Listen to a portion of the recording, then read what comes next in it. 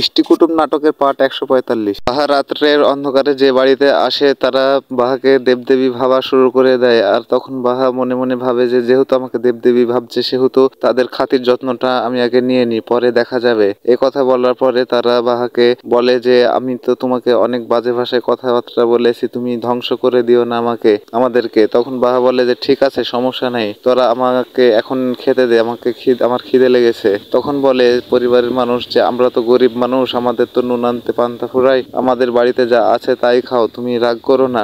তখন বাবা বলে আচ্ছা ঠিক আছে, কোনো সমস্যা নাই, যেটা আছে তুই সেটাই দে, আর আমি তো বলেছি যে আমার খিদা লাগছে, এ কথা বলে।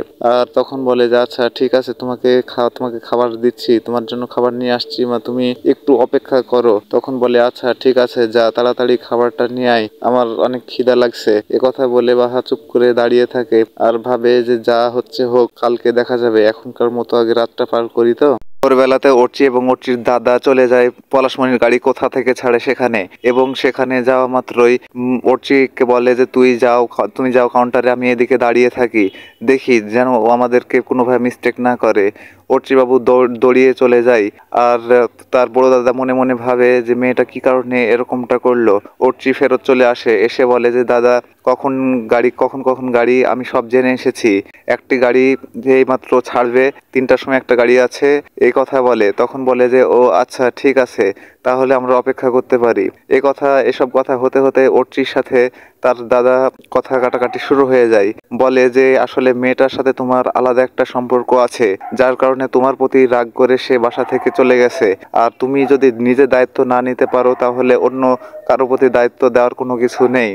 আর অর্চি শুধু মুখ বুঞ্জে সেগুলো চাপ শুনতে থাকে। বাবুর পরিবারের সবাই টেনশন করে যে বাহা এখন কোথায় আছে, মেয়েটা কি অবস্থাতে আছে, তার কোনো খবরই এখন পর্যন্ত পেলাম না।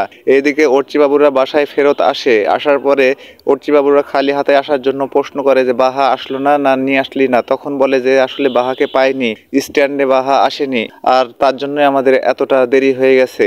তখন বলে যে ও মা, মেয়েটাকে পাওয়া গেল না এখন পর্যন্ত, তাহলে কেমন কথা হলো। অর্চির বড় দাদা বলে যে ঠিক আছে, ওর পরিবারে তো একটা জানানোর উচিত, একবার কল দিয়ে বলি, কারণ রাত পার হয়ে গেছে, যদি পরে বলে যে আমাদেরকে কেন জানানো হয়নি তখন আমরা কি উত্তর দিব। তাহলে অর্চির কাছে নাম্বার আছে, ফোন নাম্বার নিয়ে একটা কল দিয়ে জানিয়ে দিই। অর্চি বাবুর কাছে এসে নাম্বার চায়, তখন অর্চি বাবু বলে যে তাদের কারো নাম্বার নাই, আর তার সাথে আমার দেখা হয়েছিল বাচে, আর সে আমার পরিবারে এসেছিল। এখন আমি তো আর দায়িত্ব নিয়ে রাখছিলাম না যে আমি ওর গোটা পরিবারের বা কারো নাম্বার নিয়ে রাখবো, তার সাথে আমার তো অতটা কথা হয় না, আমি অত কিছু জানি না, অত কিছু চিনি না, আর তাদের নাম্বার নেইনি বলে এটা কি আমার দায়িত্বহীনতার ভিতরে পড়ে। এরকম কথাবার্তা অর্চিবাবু বলে, এবং তার কথাবার্তা অনেক রাগান্বিত সুরেই হয়। আর এসব কথা হতে হতে অর্চিবাবু বাড়ি থেকে চলে যাওয়ার সিদ্ধান্ত নিয়ে মোটরসাইকেলের কাছে চলে যায়। আর পরিবারের সবাই বলে ও তো দুপুরে লাঞ্চও করেনি, কিন্তু এখনই চলে যাচ্ছে, এটা আবার কেমন কথা হলো। কিন্তু সে কোনো কথাই না শুনে অর্চি চলে যায়। এইদিকে বাহামণি তো সেখানে যে আর এক বিপদে পড়ে গেছে।